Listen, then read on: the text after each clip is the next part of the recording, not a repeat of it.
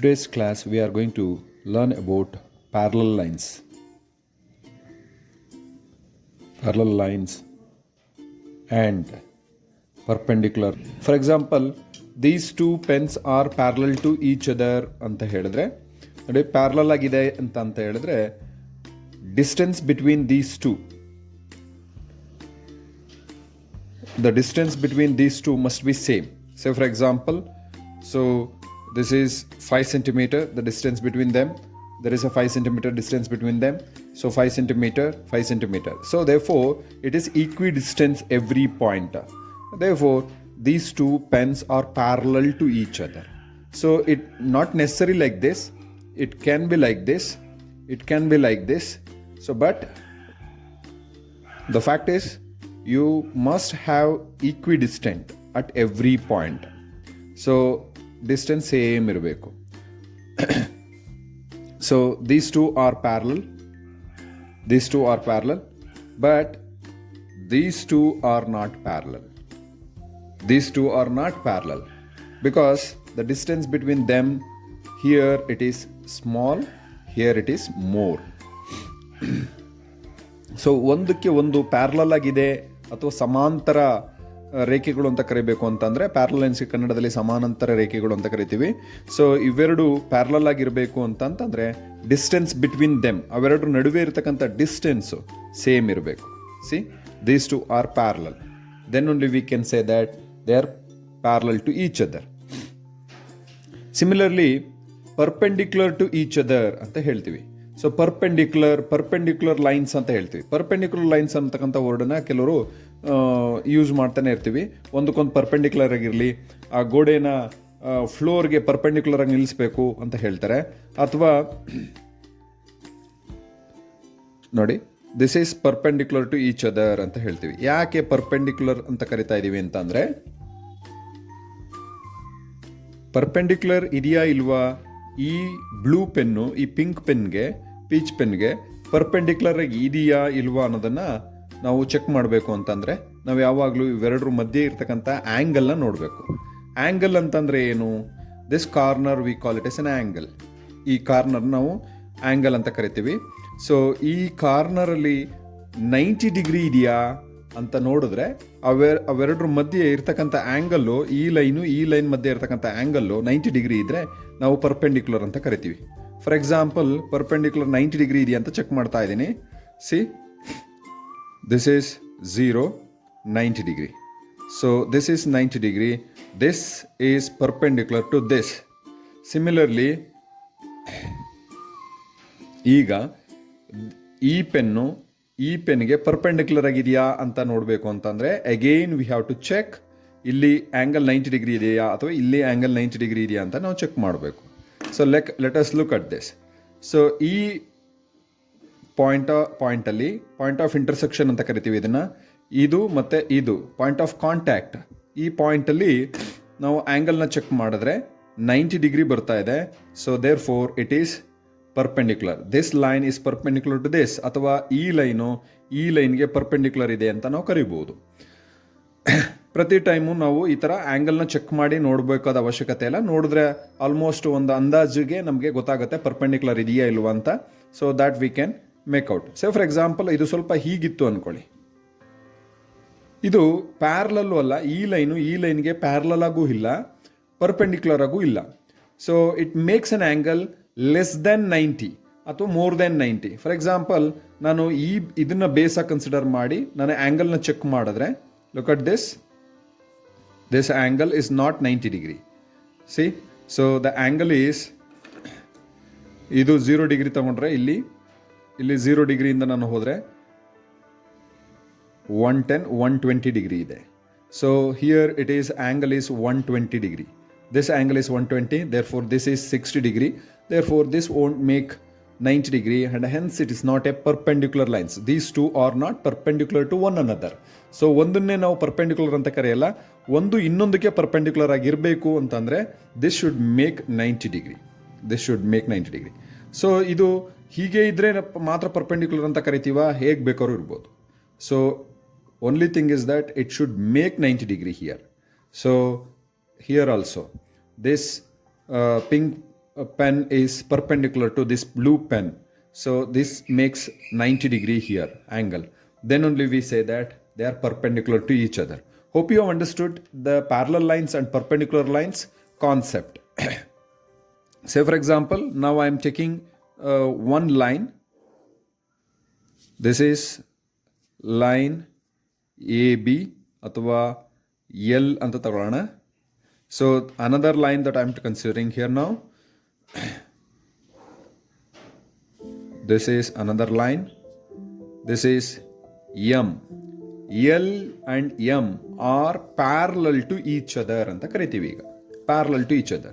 So ಈಗ ಇವೆರಡು parallel ಆಗಿ ಇದೆಯಾ ಇಲ್ವಾ ಅಂತ ನಾವು ಚೆಕ್ ಮಾಡಲಿಕ್ಕೆ ಒಂದು ಟ್ರಾನ್ಸ್ವರ್ಸಲ್ನ ಯೂಸ್ ಮಾಡ್ತೀವಿ. ಈ ಟ್ರಾನ್ಸ್ವರ್ಸಲ್ನ ಯೂಸ್ ಮಾಡಬೇಕಾದ್ರೆ ಕೆಲವೊಂದು ಟರ್ಮ್ಸ್ಗಳನ್ನ ನಾವು ನೆನ್ಪಿಡ್ಕೋಬೇಕು. ಸೊ ಇಲ್ಲಿ transversal, this line is transversal. Let N B A transversal. So here it transversal makes some angles.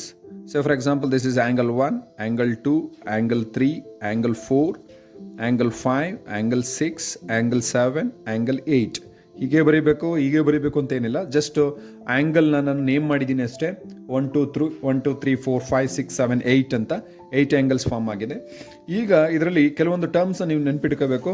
Specially 9th 10th ಅವ್ರಿಗೆ ನೀವು ಯಾವುದೇ ಥಿಯರಮ್ಗಳನ್ನ ಪ್ರೂವ್ ಮಾಡಬೇಕಾದ್ರೆ ಅಥವಾ ಪ್ರಾಬ್ಲಮ್ಗಳನ್ನ ಸಾಲ್ವ್ ಮಾಡಬೇಕಾದ್ರೆ ಬರ್ತಕ್ಕಂಥ ಕ್ವಶನ್ಸ್ಗಳಿಗೆ ನೀವು ರೀಸನ್ಸ್ನ ಬರೀಲೇಬೇಕಾಗತ್ತೆ. ಆ ರೀಸನ್ಸ್ ಬರೀಲಿಕ್ಕೆ ನಿಮಗೆ ಈ ಟರ್ಮ್ಸ್ಗಳು ನೆನಪಿರಬೇಕು. ಅದನ್ನು ಇವತ್ತು ನಾನು ಹೇಳ್ಕೊಡ್ತಾ ಇದ್ದೀನಿ. ಸೊ ಈ ಎರಡು ಲೈನ್ನ ಒಳಗಡೆ ಇರ್ತಕ್ಕಂಥ ಲೈನ್ಗಳು ಇಂಟೀರಿಯರ್ ಅಂತ ಕರಿತೀವಿ. So for example, this line and this line between ಒಳಗಡೆ ಇಂಟೀರಿಯರ್ ಯಾವ್ಯಾವುದು ಅಂತ ಕೇಳಿದ್ರೆ, ಇಂಟೀರಿಯರ್ ಆ್ಯಂಗಲ್ಸ್ ಆರ್ 3 4 5 6 ಒಳಗಡೆ ಇರೋವು ಆ್ಯಂಗಲ್. ಈ ಲೈನ್ನ ಒಳಗಡೆ, ಈ ಲೈನು ಮತ್ತು ಈ ಲೈನ್ನ ಒಳಗಡೆ ಇರ್ತಕ್ಕಂಥವು 3 4 5 6, ಅದಕ್ಕೆ ಇಂಟೀರಿಯರ್ ಆ್ಯಂಗಲ್ಸ್ ಅಂತ ಕರಿತೀವಿ. ಹೊರಗಡೆ ಇರ್ತಕ್ಕಂಥವು ಎಕ್ಸ್ಟೀರಿಯರ್ ಆ್ಯಂಗಲ್ಸ್. ಈ ಲೈನ್ನ ಹೊರಗಡೆ 1 2 7 8. ಸೊ ಈ ಲೈನ್ನ ಹೊರಗಡೆ, ಈ ಲೈನ್ನ ಹೊರಗಡೆ exterior angles. So these 4 angles are exterior angles. These 4 angles are interior angles. Exterior angles and interior angles.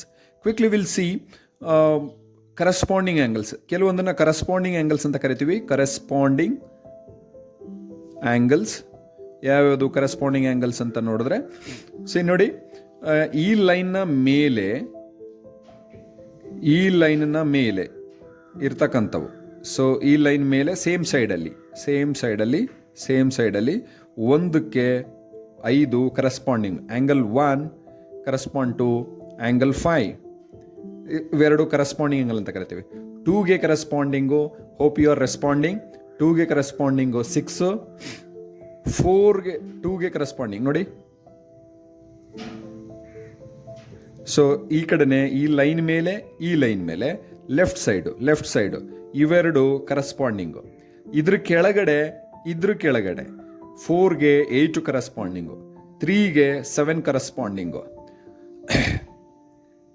So ನೀವು ಇದನ್ನ ಚೆಕ್ ಮಾಡಿದ್ರೆ ಈಕ್ವಲ್ ಬರುತ್ತಾ ಅಂತ ನೋಡಿದ್ರೆ, so you will get it equal angles. Look at this is almost, this is the base line ಅಂತ consider ಮಾಡಿದ್ರೆ 0 10 80 90 100 110. This angle is 110. ಇದು 110 ಬರುತ್ತೆ. So this is 110. So 0 110. So both are equal. Angle 1 and equal to angle 5. So angle 2 similarly will be equal to angle 6. Look at this angle. So baseline ಈ ಕಡೆ baseline ತಗೊಳ್ಳಿ consider ಮಾಡ್ತಾ ಇದ್ದೀನಿ. 0 ಇಂದ ಹೋಗ್ತಾ ಇದೆ. So 0 ಇಂದ ಇಲ್ಲಿ 70 degree. 70 degree you will get here, 70 degree. Similarly here also you will get 70 degree this angle. So this angle is 70 degree. So this is also 70 degree. This is also 70 degree. So therefore angle 1 equal to angle 5. Angle 2 is equal to angle 6. Angle 2 is equal to angle 6. Angle 3 is equal to angle 7. Angle 3 equal to angle 7. Look at this. This angle is equal to this angle. 3 equal to 7. 4 equal to 8. Angle 4 equal to angle 8. ನೀವು check ಮಾಡಿ ನೋಡಿ, ಬೇಕಾದರೆ ಈ ಥರ draw ಮಾಡಿ, ಪ್ಯಾರಲಲ್ನ draw ಮಾಡಿ ಈ ಆ್ಯಂಗಲ್ಸ್ಗಳನ್ನ ಚೆಕ್ ಮಾಡಿ. ಆ್ಯಂಗಲ್ 1 5 ಈಕ್ವಲ್ ಇರುತ್ತೆ, 2ಗೆ 6 ಈಕ್ವಲ್ಲು, 3ಗೆ 7 ಈಕ್ವಲ್ಲು, 4ಗೆ 8 ಈಕ್ವಲ್ಲು. ಇವನ್ನ ಕರಸ್ಪಾಂಡಿಂಗ್ ಆ್ಯಂಗಲ್ಸ್ ಅಂತ ಕರಿತೀವಿ. ಸೊ 1 ಪೇರ್ ಆಫ್ ಕರಸ್ಪಾಂಡಿಂಗ್ ಆ್ಯಂಗಲ್ಸ್ನ ಬರೀರಿ ಅಂತಂದ್ರೆ ಆ ಥರ ಬರಿಬೋದು. Next interior alternate. Interior alternate angles ನೀವು ಕನ್ಸಿಡರ್ ಮಾಡಿದ್ರೆ, ನಾನು already have told you, interior angles ಅಂದರೆ ಒಳಗಡೆ ಇವೆರಡು ಲೈನ್ನ ಒಳಗಡೆ ಇರ್ತಕ್ಕಂಥವು 3 4 5 6 ಇಂಟೀರಿಯರ್ ಆ್ಯಂಗಲ್ಸು. ಇಂಟೀರಿಯರ್ ಆಲ್ಟರ್ನೇಟ್ ಅಂತಂದರೆ, ಸೊ ಆಲ್ಟರ್ನೇಟ್ ಈ ಕಡೆ ಒಂದು ಈ ಕಡೆ ಒಂದು. ನೋಡಿ ಇಲ್ಲಿ ದಿಸ್ ಆ್ಯಂಗಲ್ 3 ಇಂಟೀರಿಯರು, 5 ಇಂಟೀರಿಯರು, ಈ ಕಡೆ ಒಂದಿದೆ ಈ ಕಡೆ ಒಂದಿದೆ, alternate. So interior alternate. Angle 3 equal to angle 5. So ನೀವು ಚೆಕ್ ಮಾಡಿದ್ರೆ ಈ ಆ್ಯಂಗಲ್ 3 110 ಡಿಗ್ರಿ ಬರುತ್ತೆ, ಆ್ಯಂಗಲ್ 5 110 ಡಿಗ್ರಿ ಬರುತ್ತೆ. ಸೊ ಈ ಕೇಸಲ್ಲಿ ಹಾಗಾಗಿ ಇವೆರಡು ಆ್ಯಂಗಲ್ ಈಕ್ವಲ್ ಇರುತ್ತೆ. ಅದು ಹೇಗಾದ್ರು ಇರಲಿ, angles interior alternate angles will be equal. Angle 3 is equal to angle 5. Similarly angle 4ಗೆ ಯಾವುದು ಆ್ಯಂಗಲ್ ಈಕ್ವಲ್ ಇದೆ ಅಂತ ನೀವು ಹೇಳ್ತಾ ಇದ್ದೀರಿ ಅಂತ ಅಂದ್ಕೊಳ್ತೀನಿ ಈಗ. ಸೊ ಆ್ಯಂಗಲ್ 4ಗೆ ಆ್ಯಂಗಲ್ 6 ಈಕ್ವಲ್ ಇರುತ್ತೆ. ಸೊ ಇಂಟೀರಿಯರ್ ಆಲ್ಟರ್ನೇಟ್ ಒಳಗಡೆ ಇರತಕ್ಕಂಥದ್ದು ಆ ಕಡೆ ಒಂದು ಈ ಕಡೆ ಒಂದು, ಇಂಟೀರಿಯರ್ ಆಲ್ಟರ್ನೇಟ್ ಈ ಕಡೆ ಒಂದು ಈ ಕಡೆ ಒಂದು. ವರ್ಡ್ಗಳನ್ನ ನೀವು ಮೀನಿಂಗ್ಗೆ ಸಿಂಕ್ರನೈಸ್ ಮಾಡ್ಕೊಳ್ಳಿ, so that you will understand, you will not forget. Angle 4 is equal to angle 6. Angle 4 is equal to angle 6. Interior alternate. ಇದಕ್ಕೆ ಇದೀಕ್ವಲ್ಲು. ಆಲ್ಟರ್ನೇಟ್ ಅಂತ ಬಂದಾಗ ಆ ಕಡೆ ಒಂದು ಈ ಕಡೆ ಒಂದು ಆ ಥರ ಕನ್ಸಿಡರ್ ಮಾಡಿ. ಕರೆಸ್ಪಾಂಡ್ ಅಂತ ಬಂದಾಗ ಮೇಗ್ಲದೆ ರೈಟ್ ಸೈಡಲ್ಲೇ, corresponding. Alternate. So this is how you have to remember. So next exterior alternate.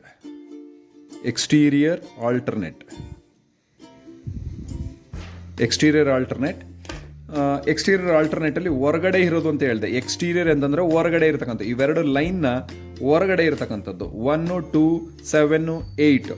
Alternate ಹೊರಗಡೆ ಇರೋದ್ರಲ್ಲಿ ಆಲ್ಟರ್ನೇಟ್, ಆ ಕಡೆ 1ಗೆ ಈ ಕಡೆ 7 alternate, right to left alternate. We have considering exterior alternate. ಹೊರಗಡೆ ಇರತಕ್ಕಂಥ ಆ್ಯಂಗಲ್ಸ್ಗಳನ್ನ ನಾವು ಕನ್ಸಿಡರ್ ಮಾಡಬೇಕು. Angle 1 will be equal to angle 7. Angle 1 equal to angle 7. Similarly angle 2ಗೆ exterior alternate angle 8. So angle 2ಗೆ 8 ಎಕ್ಸ್ಟೀರಿಯರ್ ಆಲ್ಟರ್ನೇಟ್, ಹೊರಗಡೆ ಇರತಕ್ಕಂಥದ್ದು ಆಲ್ಟರ್ನೇಟ್, ಆ ಕಡೆ ಒಂದು ಈ ಕಡೆ ಒಂದು, exterior alternate. And then we have another important concept that co-interior angles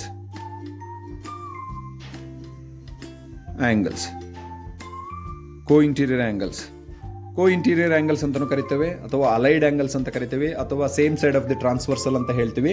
so all the 3 terms are of same meaning. Remember, co-interior, allied angles ಅಥವಾ same side of the transversal, ಯಾವ ವರ್ಡ್ ಹೇಳಿದ್ರು ಅದು ಸೇಮ್ ಮೀನಿಂಗ್ ಅಂತ ನೀವು ಭಾವಿಸಿ. So ಇಲ್ಲಿ co-interior angles ಯಾವುದು ಅಂತ ಹೇಳಿದ್ರೆ, ಇಂಟೀರಿಯರ್ ಒಳಗಡೆ ಇರತಕ್ಕಂಥವು 3 4 5 6 ಇಂಟೀರಿಯರು. ಅದರಲ್ಲಿ co-interior ಅಂದರೆ 4ಗೆ 5 co-interior, 4ಗೆ 6 ಆಲ್ಟರ್ನೇಟ್, ಬಟ್ 4ಗೆ 5 co-interior. So 4 and 5 are co-interior, 4 and 5 are co-interior ಅಥವಾ allied angles. But 4 and 5 4 equal to 5 ಇರುತ್ತಾ? Not necessarily be equal. So but ಇವೆರಡನ್ನ ಸೇರಿಸಿದ್ರೆ 180 ಡಿಗ್ರಿ ಆಗುತ್ತೆ. So angle 4 plus angle 5 equal to 180 degree ಬರುತ್ತೆ. ಯಾವಾಗ 180 degree ಬರುತ್ತೆ ಅಂದರೆ ಇದಕ್ಕೆ ಪ್ಯಾರಲಲ್ ಇದ್ದಾಗ ಇವೆರಡು ಆ್ಯಂಗಲ್ನ ಸೇರಿಸಿದ್ರೆ, ಆ್ಯಡ್ ಮಾಡಿದ್ರೆ, ಸೊ 180 ಡಿಗ್ರಿ ಬರುತ್ತೆ. ಅದಕ್ಕೆ ಇದನ್ನ ಏನು ಹೇಳ್ತೀವಿ ಅಂತಂದರೆ co-interior angles ಆರ್ ಸಪ್ಲಿಮೆಂಟರಿ ಅಂತ ಹೇಳ್ತೀವಿ. ಸೊ ಅಗೈನ್ ಸಪ್ಲಿಮೆಂಟರಿ ಅಂದರೆ ಏನು, ಕಾಂಪ್ಲಿಮೆಂಟರಿ ಅಂದರೆ ಏನು ಅನ್ನೋದನ್ನು ಇನ್ನೊಂದು ಕ್ಲಾಸಲ್ಲಿ ಡೀಟೇಲಾಗಿ ಹೇಳ್ತೇನೆ. So but for time being supplementary means ಎರಡು ಆ್ಯಂಗಲ್ನ ಸೇರಿಸಿದ್ರೆ 180 ಡಿಗ್ರಿ ಅಂತ ಕನ್ಸಿಡರ್ ಮಾಡ್ಕೊಳ್ಳಿ. ಎರಡು ಆ್ಯಂಗಲ್ನ ಸೇರಿಸಿದ್ರೆ 180 ಡಿಗ್ರಿ ಬಂದರೆ ಅದು ಸಪ್ಲಿಮೆಂಟ್ರಿ ಅಂತ ಕರಿತೀವಿ. So angle 4 + 5 = 180 degree, it is supplementary.